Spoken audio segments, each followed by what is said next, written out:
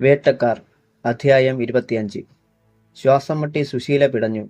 ദുർബലമായ കൈകൾ കൊണ്ട് അവർ സുഗുണന്റെ പിടി വിടുവിക്കുവാൻ ശ്രമിച്ചു. പക്ഷേ കഴിഞ്ഞില്ല. സുശീലയുടെ കണ്ണുകൾ തുറച്ചു. അവസാന ശ്രമമെന്ന വണ്ണം അവർ ഒന്നുകൂടി പിടഞ്ഞു. കാൽ ഭിത്തിയിൽ അമർത്തിയിട്ട് പിന്നോട്ട് ബലം കൊടുത്തു. അത് അപ്രതീക്ഷിതമായിരുന്നതിനാൽ സുഗുണന്റെ ഒരു കൈ അല്പം അയഞ്ഞു. സുശീല ശ്വാസം വലിച്ചു വിട്ടു. കുഞ്ഞേ, സുഗുണ, ചേട്ടത്തിയെ കൊന്നുവന്ന മഹാപാവൻ തലയെ കെട്ടല്ലേടാ. അയാൾ പല്ലമർത്തി ചിരിച്ചു. പാപമൊക്കെ ഈ സുഗുണന് പുല്ലാ ചേട്ടത്തി, വെറും പുല്ല്. ഇന്നോ ഇന്നലെയോ പാവക്കറെ പറ്റിയ കയ്യുമല്ലിത്. കാലം ഒരുപാടായി, ഇതുവരെ എന്റെ തലയിൽ ഇടുത്തി വീണിട്ടുമില്ല. സുഗുണൻ വീണ്ടും അവരെ കടന്നു പിടിച്ചു. അടുത്ത നിമിഷം അയാളിൽ നിന്നൊരു നിലവിളി ഉയർന്നു. പിടി അയഞ്ഞു. ഒന്നും മനസ്സിലാകാതെ സുശീല മെഴി തുറന്നു. തലയിൽ കൈ അമർത്തിക്കൊണ്ട് സുഗുണൻ തറയിൽ കുത്തിയിരിക്കുന്നു. അയാൾക്ക് പിന്നിൽ ഒരു വിറകുകമ്പുമായി അരുണ. കുഞ്ഞേ, സുശീല കൈകുത്തി എഴുന്നേറ്റിരുന്നു. കുഞ്ഞമ്മ രക്ഷപ്പെട്ടോ, ഇങ്ങരുടെ കാര്യം ഞാൻ നോക്കിക്കോളാം. പറയുക മാത്രമല്ല, അവൾ സുശീലയുടെ കൈ പിടിച്ച് പിന്നിലെ വാതിൽ കടത്തി പുറത്തേക്ക് വിടുകയും ചെയ്തു. തലയിലെ മരവിപ്പ് അല്പമൊന്നു മാറിയപ്പോൾ അലറിക്കൊണ്ട് സുഗുണൻ ചാടി എഴുന്നേറ്റു. നായിന്റെ മോളെ, നീ എന്നെ തല്ലി അല്ലേടി? അടുക്കരുത്. അവൾ വിറക് കമ്പ് വീണ്ടും ഉയർത്തി. വെട്ടുകത്തിയായിരുന്നു ഈ കൈയിലെങ്കിൽ നിങ്ങളുടെ തലമണ്ട ഞാൻ വെട്ടിപ്പൊളിച്ചേനെ. അവളുടെ കണ്ണുകൾ കത്തിയെരിയുന്നത് പോലെ സുഗുണന് തോന്നി. തന്നെ കൊല്ലുന്ന മട്ടിലാണ് അവളുടെ നിൽപ്പ്. ലക്ഷ്മിയും ഭദ്രയും ഒരു സംഘം പിടിച്ചുകൊണ്ടു പോകുമ്പോൾ മുന്നിൽ ചെല്ലാതിരിക്കാനായി അടുക്കളയിലായിരുന്ന കാർത്തികനെയും രേഖയും. താഴെ വാഹനം സ്റ്റാർട്ട് ചെയ്ത് പോയി കഴിഞ്ഞപ്പോൾ സുഗുണൻ നിലവിളിക്കുന്നത് കേട്ടാണ് അവർ ഇരുവരും സുശീലയുടെ മുറിയിലേക്ക് ഓടി വന്നത്. ഒരു കൈ അപ്പോഴും തലയിൽ അമർത്തി നിൽക്കുന്ന സുഗുണനെയും വിറക് കമ്പം ഉയർത്തി നിൽക്കുന്ന അരുണയും കണ്ടപ്പോൾ കാർത്തികനിക്ക് കാര്യം മനസ്സിലായി. എടി അലവലാതി, നീ ഇങ്ങേരെ തല്ലിയോടി? മിണ്ടരുത്, നിങ്ങളും മേടിക്കും. അവൾ വിരൽ ചൂണ്ടി. എന്നാൽ അതൊന്ന് കാണണമല്ലോടി എന്ധ്യാനി. ലുങ്കിയുടെ താഴറ്റം ഉയർത്തി അരക്കെറ്റിൽ തിരികെ കാർത്തിയാനി പോരിനൊരുങ്ങി.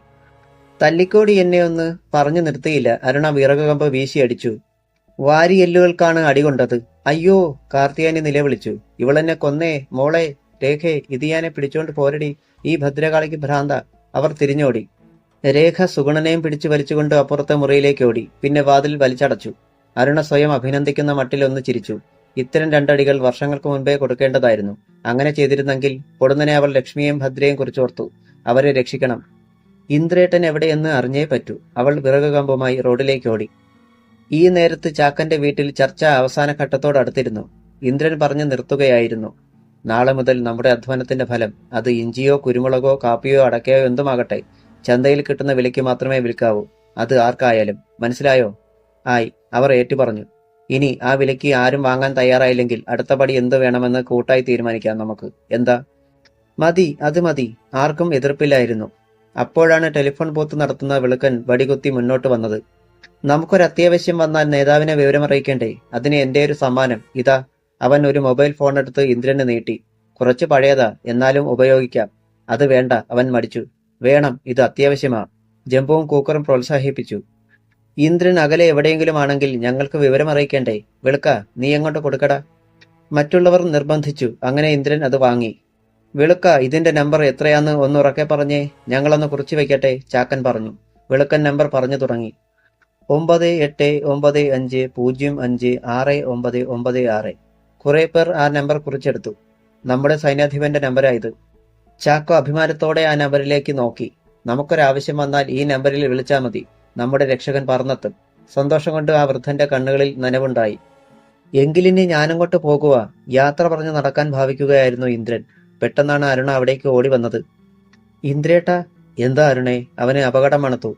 സംസാരിക്കാനാവാതെ അവൾ നിന്ന് കിതച്ചു. ജംബു ഒരു പാത്രത്തിൽ വെള്ളം കൊണ്ടുവന്ന് കൊടുത്തു. ആർത്തിയോടെ അത് കുടിച്ചിട്ട് കിതപ്പിനിടയിൽ അരുണ പറഞ്ഞു. ഇന്ദ്രേട്ടാ, ലക്ഷ്മിയും ഭദ്രയും അവര് പിടിച്ചോണ്ട് പോയി. ആര്? ഇന്ദ്രന്റെ നെഞ്ചിനുള്ളിൽ ഒരു വെള്ളിടി വെട്ടി. കാളിയപ്പനും വൈരനും മറ്റും. ക്ഷീണം കാരണം അവൾ അവിടെ കിടന്നിരുന്ന കസേരയിലേക്ക് ഇരുന്നു. ഇന്ദ്ര, വേഗം പോണം. നമ്മളിവിടെ സംഘടിച്ചതിന്റെ പ്രതികാരമാ അവന്മാര് ചെയ്തത്. ചാക്കൻ തിടുക്കപ്പെട്ടു. അല്ലെന്ന് പറയണമെന്നുണ്ടായിരുന്നു ഇന്ദ്രന്, പക്ഷെ പറഞ്ഞില്ല. വേഗം വേഗം. ജംബുവിനും കൂട്ടർക്കും ആവേശമായി. നിൽക്ക്. ഇന്ദ്രൻ അവരെ തടഞ്ഞു. എടുത്തു ചാടി പുറപ്പെടരുത്. നല്ല കരുതലിലായിരിക്കണം നമ്മൾ. എവിടേക്കായിരിക്കും അവരെ കൊണ്ടുപോയിരിക്കുന്നതെന്ന് അറിയുകയും വേണം. അത് നേരെ. ആളുകൾ ചിന്തയോടെ പരസ്പരം പറഞ്ഞു. എനിക്കൊരു ഊഹമുണ്ട്. അരുണ അത് പറഞ്ഞു.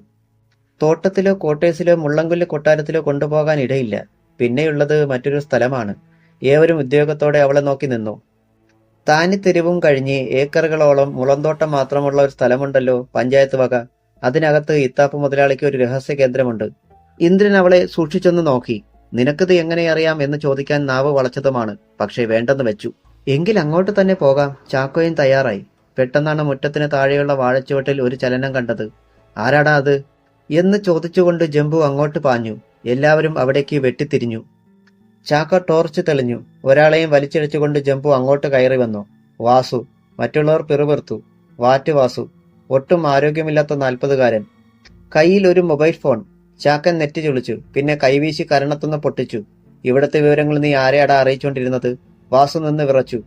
ചാക്കൻ ഫോൺ പിടിച്ചു വാങ്ങി ബട്ടൺ അമർത്തി. നമ്പർ നോക്കി. എന്നെ തല്ലല്ലേ, വൈരൻ പറഞ്ഞിട്ടാ ഞാൻ. ഇന്ദ്രൻ മുന്നോട്ട് പാഞ്ഞെടുത്തു. ഇടം കൈ വാസുവിന്റെ കഴുത്തിൽ മുറുക്കി അവൻ മുകളിലേക്ക് ഉയർത്തി. പറഞ്ഞോട സത്യം, അവൻ എവിടെയുണ്ട് വൈരൻ? ശ്വാസം കെട്ടാതെ വാസു കൈകാലുകളിട്ടടിച്ചു പിടഞ്ഞു. ഇന്ദ്രന്റെ ചുരുട്ടിയ വലുത് കൈപ്പത്തി അവന്റെ അടിവയറ്റിൽ ഇടിച്ചിറക്കി. ഒരു പഴങ്കുല പോലെ വാറ്റുവാസു അവന്റെ കയ്യിൽ തൂങ്ങിയാടി. നാവിൽ നിന്ന് അസ്പഷ്ടമായ ശബ്ദം പുറത്തു വന്നു. ഞാൻ പറയാമേ, എന്നെ ഒന്ന് താഴെ നിർത്ത്. അവൻ പിടിവിട്ടു. വാസു തറയിൽ വീണു. ഇന്ദ്രൻ അവന്റെ നെഞ്ചിൽ കാലമർത്തി. വേഗം പറ, വൈരൻ എവിടെ? അരുണക്കുഞ്ഞ് പറഞ്ഞത് നേരാ, മുളന്തോട്ടത്തിലുണ്ട്. ഇന്ദ്രൻ കാൽ പിൻവലിച്ചു. മറ്റുള്ളവരെ നോക്കി. പോകാം, ഞങ്ങൾ തയ്യാർ. പെട്ടെന്ന് ഇന്ദ്രന്റെ കയ്യിൽ ഇരുന്ന മൊബൈൽ ഫോൺ ശബ്ദിച്ചു. അവന്റെ നെറ്റി ചുളിഞ്ഞു. വെളുക്കന്റെ കയ്യിൽ അവൻ ഫോൺ കൊടുത്തു. പരിചയമുള്ള നമ്പരാണോന്ന് നോക്ക്. വെളുക്കൻ അത് വാങ്ങി ശ്രദ്ധിച്ചു. ഇന്ദ്ര, ഇത് മറ്റേ നമ്പരാ, വാസു വിളിച്ചോണ്ടിരുന്ന നമ്പര്. ഇന്ദ്രൻ അത് തന്റെ കാതോട്ട് ചേർത്തു. ഇന്ദ്രൻ. അപ്പുറത്തു നിന്ന് വൈരന്റെ ശബ്ദം കേട്ടു. എന്നെ തിരക്കി നീയും നിന്റെ ചാവാലിപ്പട്ടികളും താനിത്തെരുവിലേക്ക് വരണ്ട. നിന്റെ പെങ്ങന്മാർ ഇപ്പോൾ എവിടെയാണെന്ന് എനിക്കല്ലാതെ ഒരു പുല്ലിനും അറിയത്തില്ല. എടാ! ഇന്ദ്രൻ അലറി. അവർക്ക് എന്തേലും പറ്റിയാൽ പിന്നെ നീയില്ല. പച്ചയോടെ പൂളും നിന്നെ ഞാൻ. മറുപടിയായി ഉച്ചത്തിൽ ഒരു ചിരി കേട്ടു. ഏതായാലും ഈ രാത്രിയിൽ അവർക്കൊന്നും സംഭവിക്കത്തില്ല, ഞാൻ ഗ്യാരണ്ടി. പക്ഷേ നേരം വെളുക്കും മുമ്പ് നീ ഒറ്റയ്ക്ക് ഞാൻ പറയുന്നിടത്ത് വരണം. കണക്കുകൾ തീർക്കുന്നത് നമ്മൾ തമ്മിൽ. നിനക്ക് ജയിക്കാൻ കഴിഞ്ഞാൽ ലക്ഷ്മിയും ഭദ്രയും നിനക്ക് കൊണ്ടുപോകാം. അല്ലെങ്കിൽ നിന്റെ ശവത്തിനൊപ്പം അവരെയും ഒറ്റ കുഴിയിൽ വെട്ടിമൂടും ഞാൻ. ഇന്ദ്രൻ ഒന്ന് പതറി. വൈരൻ വീണ്ടും പറഞ്ഞു. ആലോചിക്കാൻ നിനക്ക് നേരമുണ്ട്. ഇനിയും ഞാൻ വിളിക്കും. ഫോൺ കട്ടായി. ഇന്ദ്രൻ വാറ്റുവാസുവിനെ പിടിച്ചുയർത്തി. എല്ലാം നീ ആ വൈരനോട് വിളിച്ചു പറഞ്ഞു അല്ലേ? വാസുവിന്റെ തല കുനിഞ്ഞു. ഇനി എന്ത്? ഇന്ദ്രൻ പകച്ചു നിന്നു. ലക്ഷ്മിയും ഭദ്രയും. അവന്റെ നെഞ്ച് വിങ്ങി. ആ നേരത്ത് പത്തനാപുരത്ത് ജോർജിന്റെ വർക്ക്ഷോപ്പിൽ ശിവജിയും സംഘവും ഉണ്ടായിരുന്നു. എല്ലാം തകർന്നവനെ പോലെ ഒരു കസേരയിൽ കുത്തിയിരിക്കുകയാണ് ജോർജ്. ആരുടെയും ശ്രദ്ധയിൽപ്പെടാതെ അവിടെ കിടന്നിരുന്ന വാഹനങ്ങളിൽ ഇരിപ്പുണ്ടായിരുന്നു ഗുണ്ടകളും. തന്റെയും വിധി നിശ്ചയിക്കപ്പെട്ട അവസ്ഥയിലാണ് ശിവജിയും. നേരം വെളുക്കുന്നതോടെ വിഷുവിനെത്തും. ജോർജിന് സത്യം പറയാതിരിക്കാനാവില്ല. ഈ പ്രതിസന്ധി തരണം ചെയ്യാൻ ഒരാശയം കിട്ടുന്നില്ല താനും. അവൻ കണക്കുകൾ കൂട്ടുകയും കിഴിക്കുകയും ചെയ്തു. പെട്ടെന്ന് അവന്റെ തലച്ചോറിൽ ഒരു മിന്നലുണ്ടായി. അവൻ താൻ ഉടൻ വരാമെന്ന് ഗുണ്ടകളോട് പറഞ്ഞിട്ട് റോഡിലേക്ക് ഇറങ്ങി. ബസ് സ്റ്റാൻഡിനടുത്ത് ചെന്നു. അവിടെ നിന്ന് രാത്രി ഓട്ടത്തിന് കിടന്നിരുന്ന ഒരു ഓട്ടോയിൽ കയറി. വീടിനടുത്തെത്തിയപ്പോൾ ഇറങ്ങി. വീടിന് പിന്നിൽ മറച്ചു വെച്ചിരുന്ന ഹരിയുടെ ബൈക്ക് എടുത്ത് റോഡിലേക്ക് തള്ളി ഇറക്കി. പിന്നെ അതിൽ കയറി മിന്നൽ വേഗത്തിൽ പാഞ്ഞുപോയി. മാരൂർ കള്ളുഷാപ്പ് കഴിഞ്ഞ് തൊട്ടപ്പുറത്ത് നിർത്തി. ഇടത്തേക്കുള്ള കനത്ത വരമ്പിലിറങ്ങി പാടം മുറിച്ചു കടന്ന് അക്കരയ്ക്ക്. പാടത്ത് തവളകളുടെ കരച്ചിൽ. കുന്നിൻ ചെരുവിനോട് ചേർന്നുള്ള ഒരു കൊച്ചു വീട് നിലാവിന്റെ മങ്ങിയ വെളിച്ചത്തിൽ കാണാമായിരുന്നു. അവൻ മുറ്റത്തെത്തി. വാതിലിൽ മൃദുവായി മുട്ടി. അകത്ത് തീപ്പെട്ടി ഉരയ്ക്കുന്ന ശബ്ദം. ആരാ? പതിഞ്ഞ സ്ത്രീ ശബ്ദം. ഞാനാ. വാതിൽ തുറക്കപ്പെട്ടു. റാണി. അവൾ ശിവജിയുടെ തോളിന് മുകളിലൂടെ പിന്നിലേക്ക് നോക്കി. ഹരി വന്നില്ലേ? വരാൻ എന്റെ കൂടെ ഇറങ്ങിയതാ, പക്ഷേ. അവൻ അകത്തേക്ക് കയറി വാതിലടച്ചു. ചുളിഞ്ഞ നെറ്റിയോടെ അവൾ അവനെ നോക്കി നിന്നു. എന്തുണ്ടായി? വിശ്വനും മറ്റും എന്തോ സംശയം. ഹരി ഒളിച്ചു താമസിക്കുന്ന ഭാഗം പരിശോധിച്ചു കൊണ്ടിരിക്കുകയാണ് അവര്. ഈശ്വര! അവളുടെ ഒച്ച ചിലമ്പി. എന്റെ ഹരിയെ അവര് പേടിക്കണ്ട. അങ്ങനെ ഉണ്ടാകാതിരിക്കാനാ ഞാൻ വന്നത്. ഒരു 10 മിനിറ്റ് കഴിയുമ്പോൾ റാണി സെൽഫോണിൽ വിശ്വനെ വിളിക്കണം. ഞാനോ? അവൾ കൂടുതൽ ചകിതയായി. കുഴപ്പമില്ല, ഞാനല്ലേ പറയുന്നത്. ഫോൺ വിളിച്ചിട്ട് പറയണം റാണി കടയ്ക്കാമൺ തടി ഡിപ്പോയ്ക്കടുത്ത് കാത്തു നിൽപ്പുണ്ട്. കാര്യങ്ങൾ പിന്നീട് പറയാമെന്ന്. എന്നിട്ട് തിരച്ചിൽ മതിയാക്കി അവർ അങ്ങോട്ട് പോകും. ആ നേരത്തിനുള്ളിൽ ഹരിയെ ഞാൻ രക്ഷിച്ചിരിക്കും. എന്താ? അർദ്ധമനസ്സോടെ അവൾ തലയാട്ടി. ശിവജി തിടുക്കത്തിൽ അവിടെ നിന്ന് മടങ്ങി. വർക്ക്ഷോപ്പിന് കുറച്ചകലെ ബൈക്ക് പെട്ടെന്നാരും കാണാത്ത ഒരു ഭാഗത്ത് വെച്ചു. അനന്തരം നടന്ന് വർക്ക്ഷോപ്പിലെത്തി. സംശയിക്കത്തക്കതായി ആരെങ്കിലും കണ്ടോ? ഇല്ല. ജോർജ് ദയനീയ ഭാവത്തിൽ ശിവജിയെ നോക്കി. അവനെ ഒന്ന് കണ്ണിറക്കി. ആ നേരം ശിവജിയുടെ സെൽഫോൺ ശബ്ദിച്ചു. ആഹ്ലാദം ഉള്ളിലൊതുക്കി അവൻ ഫോണെടുത്തു. ഞാനാ ശിവജി. വിശ്വന്റെ ശബ്ദം. പറഞ്ഞോ. നമുക്കുടനെ ഒരിടം വരെ പോകണം. പോകാം. ഞാൻ വരികയാ. ശരി. ഫോൺ കീശയിലിട്ട് അവൻ റോഡിലേക്കിറങ്ങി. പിന്നീട് മറ്റൊരു നമ്പറിൽ വിളിച്ച് ചില കാര്യങ്ങൾ ഏർപ്പാടാക്കി. 5 മിനിറ്റിനുള്ളിൽ 2 വാഹനങ്ങൾ ഇരമ്പിപ്പാഞ്ഞു വന്ന് നിന്നു. സത്യനേശന്റെ ടൊയോട്ടോയും വിശ്വന്റെ ജീപ്പും. ശിവജി, റാണിയുടെ ഫോൺ ഉണ്ടായിരുന്നു. നമുക്കിപ്പോൾ തന്നെ കടയ്ക്കാമൺ വരെ പോകണം. ഏ, റാണിയോ? അപകടത്തിലോ മറ്റോ ആണോ കൊച്ചു മുതലാളി? അതറിയത്തില്ല. ഞാൻ തിരിച്ചു വിളിച്ചിട്ട് കിട്ടുന്നതുമില്ല. എങ്കിൽ നല്ല കരുതൽ വേണം. നമ്മുടെ ആളുകളെ വിളിക്കട്ടെ. വിളിക്ക്. ശിവജി പെട്ടെന്ന് ഗുണ്ടകളെ വിളിച്ചു. വിശ്വൻ ജോർജിന്റെ അടുത്ത് ചെന്നു. ഞാൻ പറഞ്ഞത് മറക്കണ്ട. നീ ഇവിടെ നിന്ന് രക്ഷപ്പെടാൻ ശ്രമിച്ചാൽ നിന്റെ വീട്ടിൽ നിറയെ ശവങ്ങൾ വീഴും, ഓർത്തോ? ജോർജ് വേദനയോടെ തലയാട്ടി. ശിവജി സത്യനേശന്റെ ഒപ്പം കാറിലും ഗുണ്ടകൾ വിശ്വന്റെ ജീപ്പിലും കയറി. വാഹനങ്ങൾ രണ്ടും പുനലൂർ ഭാഗത്തേക്ക് കുതിച്ചു. കടയ്ക്കാമൺ. റോഡിന് ഇടതുവശത്തുള്ള തടി ഡിപ്പോയിൽ അങ്ങിങ്ങ് ലൈറ്റുകൾ തെളിഞ്ഞു നിന്നിരുന്നു. ഇടയ്ക്കിടെ നിൽക്കുന്ന മരുതി മരങ്ങൾക്ക് കീഴെ തരംതിരിച്ച് അട്ടിയിട്ടിരിക്കുന്ന തടികൾ. ഒരു വാച്ചർ കെട്ടിടത്തിന്റെ വരാന്തയിലിരുന്ന് സിഗരറ്റ് വലിക്കുന്നത് കണ്ടു. വാഹനങ്ങൾ നിർത്തി എല്ലാവരും ചാടിയിറങ്ങി. റാണി! വിശ്വൻ ഉറക്കെ വിളിച്ചു. അത് കേട്ട് വാച്ചർ ഇറങ്ങി വന്നു. സത്യനേശനെ കണ്ടപ്പോൾ അയാൾ ആദ്യമൊന്ന് അമ്പരന്നു. മുതലാളി ഈ രാത്രിയിൽ? മറുപടി പറയാതെ അയാൾ ഗുണ്ടകളെ നോക്കി പറഞ്ഞു. കേറി തപ്പ്. ശിവജിയും ഗുണ്ടകളും ഡിപ്പോയിലേക്ക് കയറി. രാത്രിയിൽ ഒരു പെണ്ണ് ഈ വഴിയിലെങ്ങാനും പോയത് കണ്ടോ? വിശ്വൻ വാച്ചറുടെ കണ്ണുകളിലേക്ക് സൂക്ഷിച്ചു നോക്കി. ഇല്ല. അവൻ അമർത്തിയൊന്ന് മൂളി. 1 മണിക്കൂറോളം തിരഞ്ഞിട്ട് എല്ലാവരും മടങ്ങിയെത്തി. ഇവിടെയെങ്ങും ഇല്ല മുതലാളി, ശിവജി അറിയിച്ചു. എന്നിട്ടും വിശ്വൻ കുറച്ചു ദൂരം കൂടി മുന്നോട്ട് ജീപ്പ് ഓടിച്ചുപോയി നോക്കി. റാണിയുടെ സെല്ലിലേക്ക് വിളിക്കാൻ ശ്രമിച്ചു. ഒന്നും ഫലവത്തായില്ല. അവസാനം നിരാശയോടെ അവർ മടങ്ങി. പത്തനാപുരത്ത് നിന്ന് ഇടത്തേക്ക് തിരിഞ്ഞ് സത്യനേശൻ വീട്ടിലേക്ക് പോയി. വിശ്വനും ശിവജിയും ഗുണ്ടകളും വർക്ക്ഷോപ്പിലേക്കും. ജോർജിനെ അവിടെ കണ്ടില്ല. ജോർജെ! ശിവജി ഉറക്കെ വിളിച്ചു. പ്രതികരണമില്ല. നായിന്റെ മോൻ രക്ഷപ്പെട്ടോ? ശിവജി പല്ലിഞ്ഞിരിച്ചുകൊണ്ട് അകത്തേക്ക് പാഞ്ഞു കയറി. എന്നാൽ പിന്നിൽ നിന്ന് ആരോ കഴുത്തിന് പിടിച്ചതുപോലെ അവൻ നിന്നുപോയി. വർക്ക്ഷോപ്പിന്റെ ആസ്ബറ്റോസ് ഷീറ്റ് ഉറപ്പിച്ചിരുന്ന ആംഗ്ലെയറിൽ നിന്ന് താഴേക്ക് തൂങ്ങിക്കിടന്നിരുന്ന ചങ്ങലയിൽ ഒരു മനുഷ്യൻ കിടന്നാടുന്നു. അധ്യായം 26. കണ്ണു തുറച്ച് നാവ് പുറത്തേക്ക് നീട്ടി ചങ്ങലയിൽ തൂങ്ങിക്കിടക്കുന്നത് ജോർജാണെന്ന് ഒറ്റ നോട്ടത്തിൽ മനസ്സിലാക്കുവാൻ ബുദ്ധിമുട്ടായിരുന്നു. വിശ്വന്റെ ഞെരിഞ്ഞ വരുന്ന കടപ്പല്ലുകൾക്കിടയിലൂടെ ചതഞ്ഞരഞ്ഞ വാക്കുകൾ പുറത്തു ചാടി. ഈ പട്ടിയുടെ മോൻ സ്വയം തൂങ്ങിയതല്ല, ആരോ കെട്ടിത്തൂക്കിയതാണ്. എനിക്കിപ്പോൾ സംശയം തോന്നുന്നു ശിവജി. റാണിയുടെ സെൽഫോണിലൂടെ എന്നെ വിളിച്ചത് അവളല്ല, മറ്റാരോ ആവാം. തിടുക്കത്തിനിടയിൽ എനിക്കങ്ങനെ തോന്നിയതാണ്. ഇവിടെ നിന്ന് എല്ലാവരെയും മാറ്റുകയായിരുന്നു ആ വിളിയുടെ ഉദ്ദേശം. ഇതിന് മറ്റൊരർത്ഥം കൂടിയുണ്ട്. നമ്മോട് വളരെ അടുത്ത് നിൽക്കുന്ന ഒരാളാണ് ശത്രു.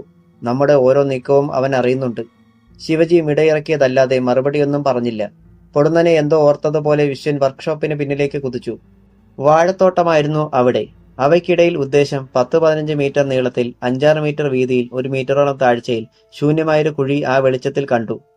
അതിനുള്ളിൽ വാഴയിലെയും മണ്ണും ചിതറിക്കുഴഞ്ഞു കിടന്നിരുന്നു. കുഴിയിൽ ഉണ്ടായിരുന്നതെന്തോ നീക്കം ചെയ്തപ്പോൾ മുകളിൽ വിരിച്ചിരുന്ന മണ്ണും ഇലകളും താഴേക്ക് വീണതുപോലെ. ശിവജിയും അങ്ങോട്ട് ചെന്നു. ഇതെന്താ ഇവിടെ കുഴി? സ്പിരിറ്റ് സൂക്ഷിച്ചിരുന്നത് ഇവിടെയായിരുന്നു. ജോർജിനെ കൊന്നിട്ട് അവർ അത് മുഴുവൻ കൊണ്ടുപോയി. വിശ്വൻ വലതുകൈ ചുരുട്ടി അവിടെ നിന്നിരുന്ന ഒരു വാഴയിൽ ഇടിച്ചു. ഇല്ല ശിവജി, ഇനി അവന് മാപ്പില്ല. കൊല്ലും ഞാനവനെ. ചുമ്മാ കൊല്ലത്തില്ല. ഉപ്പേരിക്ക് കായ് മുറിക്കും പോലെ മുറിച്ച് മുറിച്ച് അവൻ വെട്ടിത്തിരിഞ്ഞു. ഇനി നമ്മളിവിടെ നിൽക്കുന്നതിൽ അർത്ഥമില്ല. പോയേക്കാം. എല്ലാവരും റോഡിലെത്തി. ഞാൻ വീട്ടിലേക്ക് പൊയ്ക്കോട്ടെ? ശിവജി തിരക്കി. ജീപ്പിൽ കൊണ്ടുവിടണോ? വേണ്ട, നടന്നോളാം ഞാൻ. ശരി, രാവിലെ കാണണം. കാണാം. ജീപ്പ് തിരിച്ചുപോയി. ശിവജി കൈയും വീശി നെഞ്ചു വിരിച്ച് നടന്നു. ഒന്നലറി ചിരിക്കണമെന്ന് തോന്നി അവന്. വിശ്വൻ ശകുന്തളയെ പിച്ചു ചിന്തുമ്പോൾ ഇങ്ങനെയൊരു കളി തന്റെ ഭാഗത്തു നിന്ന് ഉണ്ടാകുമെന്ന് കഴിവേറിമോൻ ഓർത്ത് കാണില്ല. ഇനി തന്റെ ടാർജറ്റ് വിശ്വനാണ്. അല്ലെങ്കിൽ അവൻ കുഴപ്പങ്ങൾ ഉണ്ടാക്കിക്കൊണ്ടിരിക്കും. ബൈക്ക് മറച്ചു വെച്ചിരുന്ന ഭാഗത്ത് അവനെത്തി. അതിൽ കയറി വീട്ടിലേക്ക് പോയി. ബസ് സ്റ്റാൻഡിനരികിലുള്ള പാലം കടക്കുമ്പോൾ വിശ്വൻ പെട്ടെന്ന് ജീപ്പ് നിർത്തി. എന്താ കൊച്ചു മുതലാളി? ഗുണ്ടകളിൽ ഒരാൾ തിരക്കി. ഈ നേരത്ത് ശിവജിയെ ഒറ്റയ്ക്ക് വിട്ടത് ശരിയായില്ലെന്ന് തോന്നുന്നു എനിക്ക്. ജോർജിനെ കൊന്നവർ അവിടെ എങ്ങാനും ഉണ്ടെങ്കിൽ നമ്മളോടുള്ള പക അവനോട് തീർത്താലോ? അത് നേരാ. വിശ്വൻ പെട്ടെന്ന് ജീപ്പ് വട്ടം തിരിച്ച് വന്ന വഴിയെ പാഞ്ഞു. വർക്ക്ഷോപ്പും കഴിഞ്ഞ് കുറെ ദൂരം മുന്നോട്ട് പോയി. ഇന്ദ്രന്റെ കത്തിക്കരിഞ്ഞു പോയ വീടും പിന്നിട്ടു. ശിവജിയെ കണ്ടില്ല. വിശ്വൻ നെറ്റിച്ചുളിച്ചു. അവൻ പിന്നെവിടെ പോയി? വല്ല അപകടവും? വിശ്വൻ ജീപ്പിന്റെ വേഗം കുറച്ചു. എന്തായാലും വീട്ടിലൊന്ന് തിരക്കിയേക്കാം, മുന്നിലിരുന്ന ഗുണ്ട പറഞ്ഞു. വിശ്വൻ ജീപ്പ് വിട്ടു. വീടിന്റെ പിന്നിൽ ബൈക്ക് ഒളിപ്പിച്ചിട്ട് ശിവജി വാതിലിൽ മുട്ടി. ഉറങ്ങാതെ കാത്തിരിക്കുകയായിരുന്ന അമ്മണിയമ്മ വാതിൽ തുറന്ന് ഉദ്യോഗത്തോടെ അവനെ നോക്കി. നമുക്ക് പോകേണ്ടി വരുമോ മോനെ? തൽക്കാലം വേണ്ടമ്മേ. പറയുന്നതിനിടയിൽ കസേരയിൽ ചാരിയിരുന്ന് ഉറങ്ങുന്ന ശാരിയിൽ അവന്റെ കണ്ണുടക്കി. അവളോട് അകത്തുപോയി കിടന്ന് ഉറങ്ങാൻ പറയമ്മേ. അവിടം വിട്ടു പോകേണ്ടി വന്നാൽ കൊണ്ടുപോകാനുള്ള ബാഗുകൾ ആ മുറിയിൽ തന്നെ ഉണ്ടായിരുന്നു. ശിവജി വാതിലടയ്ക്കാൻ ഭാവിക്കുമ്പോൾ ചെടികൾക്കിടയിലൂടെ ഒരു വാഹനത്തിന്റെ വെളിച്ചം അടുത്തു വരുന്നത് കണ്ടു. സംശയത്തോടെ ശിവജി അത് നോക്കി. പടിക്കൽ ജീപ്പ് നിന്നു. ഒരാൾ മുറ്റത്തേക്ക് വന്നു. ശിവജിയെ! ഓ! അവൻ പുറത്തെ ലൈറ്റിട്ടു. കുട്ടപ്പൻ, വിശ്വന്റെ ഗുണ്ടകളിൽ ഒരാൾ. ഒരു മാത്ര അവന്റെ മുഖം വിളറി. നീ എങ്ങനാടാ ഇത്രയും വേഗത്തിൽ ഇങ്ങ് വന്നത്? പറന്നു വരികയായിരുന്നോ? ശിവജി ഒന്ന് പതറി. രാത്രിയല്ലേ, ഞാൻ ഓടിയിങ്ങ് പോന്നു. എന്നിട്ടും നിനക്കൊരു ക്ഷീണവുമില്ലല്ലോ? ചോദിച്ചുകൊണ്ട് വിശ്വൻ ഇറങ്ങി വന്നു. ശിവജി മുറ്റത്തേക്കിറങ്ങാൻ ഭാവിച്ചപ്പോഴേക്കും അവൻ വാതിൽക്കലെത്തി. ഒരു ഗ്ലാസ് വെള്ളമിങ്ങതാ എന്ന് പറഞ്ഞ് അകത്ത് കയറി കസേരയിലിരുന്നു. ശിവജി അമ്മിണിയമ്മയെ നോക്കി. അവർ വെള്ളമെടുക്കാനായി അകത്തേക്ക് പോയി. ഞെട്ടി ഉണർന്ന ശാരി വിശ്വനെ കണ്ടപ്പോൾ ചാടി എഴുന്നേറ്റ് ഉൾവലിഞ്ഞു. വിശ്വൻ ആകപ്പാടെ ഒന്ന് കണ്ണോടിച്ചു. അമ്മിണിയമ്മ ഭവ്യതയോടെ വെള്ളം കൊണ്ടുവന്ന് കൊടുത്തു. അത് കുടിക്കുന്നതിനിടയിൽ ഒരു യാത്രക്കൊരുങ്ങിയതുപോലെയുള്ള ആ സ്ത്രീയുടെ വേഷവും തറയിലിരിക്കുന്ന ബാഗുകളും അവൻ സൂത്രത്തിൽ ശ്രദ്ധിച്ചു. അകത്തേക്ക് പോയ പെങ്കൊച്ചും യാത്രയ്ക്കുള്ള വേഷത്തിലായിരുന്നു എന്നോർത്തു. എന്താടാ ശിവജി, നിങ്ങളെല്ലാരും കൂടി ഇവിടുന്ന് നാടുവിടാൻ തീരുമാനിച്ചിരിക്കുകയായിരുന്നോ? തലയിൽ തീ കോരിയിട്ടതുപോലെ അവൻ കിടുങ്ങി. അതെന്തിനാ കൊച്ചുമുതലാളി? അവൻ വിറപോണ്ടു. അല്ല, ഒരുക്കങ്ങൾ കണ്ടിട്ട് ചോദിച്ചു പോയതാ. അവൻ ബാഗുകളിലേക്ക് കൈ ചൂണ്ടി. ഇതോ? ശിവജി ചിരിക്കാൻ ശ്രമിച്ചു. കഴിഞ്ഞില്ല. ഇന്ന് വൈകിട്ട് പളനിക്കൊന്ന് പോകണമെന്ന് വിചാരിച്ചിരുന്നതാ ഞങ്ങള്. അപ്പോഴാണല്ലോ എനിക്കവിടെ ജോലി ഉണ്ടായിപ്പോയത്. ആ ശരി. തലയാട്ടിക്കൊണ്ട് വിശ്വൻ എഴുന്നേറ്റു. എങ്കിലും ഞാൻ ഇറങ്ങുന്നു, നേരം വെളുക്കാറായി. അല്ല, പെട്ടെന്ന് ഇങ്ങോട്ട് വന്നത്? നിന്നെ ഒറ്റയ്ക്ക് വിട്ടത് ശരിയായില്ലെന്ന് തോന്നി. വഴിയിൽ കാണഞ്ഞപ്പോ നിനക്ക് അപകടം വല്ലതും പറ്റിയോന്ന് സംശയിച്ചു. എങ്കിൽ തിരക്കിയാക്കാമെന്ന് കരുതി. അവിടുന്ന് ഇവിടം വരെ ഓടിയത് കൊണ്ടാവും നീ വല്ലാതെ വിയർക്കുന്നുണ്ടല്ലോ ശിവജി. വിശ്വൻ അവന്റെ തോളിൽ തട്ടി. ആ. ശിവജി തലയാട്ടി. തന്റെ ഉടലിലെ വിറയൽ വിശ്വൻ തിരിച്ചറിഞ്ഞോ എന്ന് സംശയിക്കുകയും ചെയ്തു. വിശ്വൻ മുറ്റത്തേക്കിറങ്ങി. റോഡരികിൽ വരെ ശിവജിയും കൂടെ ചെന്നു. പോട്ടെ. ശരി കൊച്ചുമുതലാളി. ജീപ്പ് തിരിച്ചുപോയി. അതിന്റെ പിന്നിലെ ചുവന്ന വെളിച്ചം മറഞ്ഞു കഴിഞ്ഞപ്പോൾ ശിവജി ആശ്വാസപൂർവ്വം ഒന്ന് നിശ്വസിച്ചു. എന്നാൽ ഇന്ദ്രന്റെ വീടിനടുത്തെത്തിയപ്പോൾ വെട്ടിത്തിരിച്ച് ജീപ്പ് ആ മുറ്റത്തേക്ക് കയറ്റിയിട്ടു വിശ്വൻ. കത്തിക്കരിഞ്ഞ ഓട്ടോയുടെ പ്രേതം അവിടെ കിടക്കുന്നത് കണ്ടു. വിശ്വൻ ലൈറ്റ് ഓഫ് ചെയ്തിട്ട് എഞ്ചിൻ നിർത്തി. ലോകത്തിലെ ഏറ്റവും വലിയ ഓട്ടക്കാര് നോക്കിയാലും ഇത്രയും വേഗത്തിൽ ശിവജിയുടെ വീട്ടിലെത്താൻ കഴിയുമെന്ന് നിങ്ങൾക്ക് തോന്നുന്നുണ്ടോ? ഒരു സിഗരറ്റിന് തീ കൊടുത്ത് പുകയൂതിക്കൊണ്ട് വിശ്വൻ തിരക്കി. ഇല്ല. അക്കാര്യത്തിൽ ഗുണ്ടകൾക്ക് സംശയമേയില്ല. അപ്പോൾ ശിവജി ഓടിയല്ല അവിടെ ചെന്നത്. ഓടിയതിന്റെ യാതൊരു ലക്ഷണവും അവനില്ലായിരുന്നു. പിന്നെന്താ അവൻ കള്ളം പറഞ്ഞത്? ഇരുളിൽ ഒരു പൂച്ചയുടേതുപോലെ വിശ്വന്റെ കണ്ണുകൾ തിളങ്ങുന്നതായി അവർക്ക് തോന്നി. എന്തോ കാര്യമുണ്ട് മുതലാളി, കുട്ടപ്പൻ പറഞ്ഞു. ഇന്ന് പകൽ നേരത്ത് അവന്റെ മുഖത്ത് ഒരു കളലക്ഷണം ഞാൻ കണ്ടതാ. വിശ്വൻ പതുക്കെ ചിരിച്ചു. അതിന്റെ കാരണവും നീ തന്നെ പറ കുട്ടപ്പ. സ്പിരിറ്റ് കച്ചവടക്കാരുമായി അവന് എന്തേലും ബന്ധം? കറക്റ്റ്. സംശയിക്കേണ്ട. പിടിവീണ രക്ഷപ്പെടാൻ അവന്റെ അമ്മയും പെങ്ങളും ഒരുങ്ങിയിരിക്കുകയുമായിരുന്നു. സ്പിരിറ്റ് കച്ചവടക്കാർ തന്നെയാവണം അവനെ വീട്ടിൽ കൊണ്ടുവിട്ടതും. അതല്ലെങ്കിൽ ശിവജിക്കൊരു വാഹനം കാണും. ഇപ്പൊ തന്നെ പോയി അവനെ പൊക്കിയാലോ കൊച്ചുമുതലാളി? വേണ്ട. പക്ഷെ ഇനി രാവും പകലും അവന്റെ ഓരോ നീക്കവും ശ്രദ്ധിച്ചുകൊണ്ടിരിക്കണം. അപ്പോൾ തന്നെ എന്നെ അറിയിക്കുകയും വേണം. രണ്ടുപേർ ഇറങ്ങിക്കോ. രണ്ടുപേർ ജീപ്പിൽ നിന്നിറങ്ങി. പിന്നെ ഒരു കാര്യം, ഇത് നമ്മൾ മാത്രം അറിഞ്ഞാൽ മതി. അച്ഛൻ പോലും അറിയണ്ട. അവർ സമ്മതിച്ചു. അപ്പോൾ ജാക്കി വാസുവും ചന്ദ്രനും ഒക്കെ കൊല്ലപ്പെട്ടതും ഇവൻ കൂടി അറിഞ്ഞിട്ടാവുമോ കൊച്ചുമുതലാളി? കുട്ടപ്പന് സംശയം. എല്ലാത്തിനും ഉത്തരം കിട്ടും കുട്ടപ്പ. വിശ്വൻ എരിഞ്ഞു തീരാറായ സിഗരറ്റ് കുറ്റി ചൂണ്ടുവിരലിനും നടുവിരലിനും ഇടയിൽ വെച്ച് തെറിപ്പിച്ചു കളഞ്ഞു. പിന്നെ ജീപ്പ് പിറകോട്ടെടുത്ത് റോഡിലേക്കിറക്കി. കൊളവള്ളിയിൽ ചാക്കന്റെ വീട്ടിൽ ഇന്ദ്രൻ അസ്വസ്ഥതയോടെ അങ്ങോട്ടും ഇങ്ങോട്ടും നടന്നു.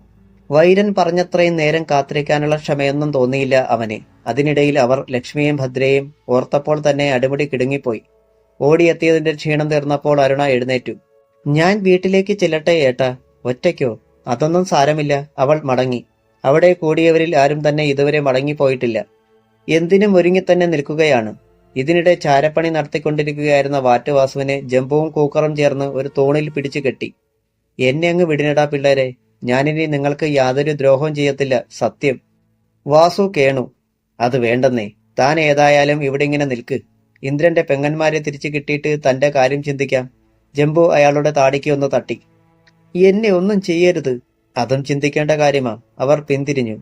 ഇക്കൂട്ടത്തിൽ ഇനിയും ഉണ്ടാവും ഒരുപക്ഷെ വൈരന്റെ ആളുകളെന്ന് ഇന്ദ്രന് തോന്നി. വാസുവിനെ പോലെ തന്നെ ഇവിടെ നടക്കുന്ന ഓരോ കാര്യവും അയാളുടെ ചെവിയിൽ എത്തുന്നുമുണ്ടാവും. താൻ ഇവിടെ നിന്ന് മാറിയാലുടൻ അവർ വിവരമറിയും. അത് പാടില്ല. അവൻ വിളിച്ചു. ചാക്ക, എനിക്കൊന്ന് കിടക്കണമെടാ, തല കറങ്ങുന്നു.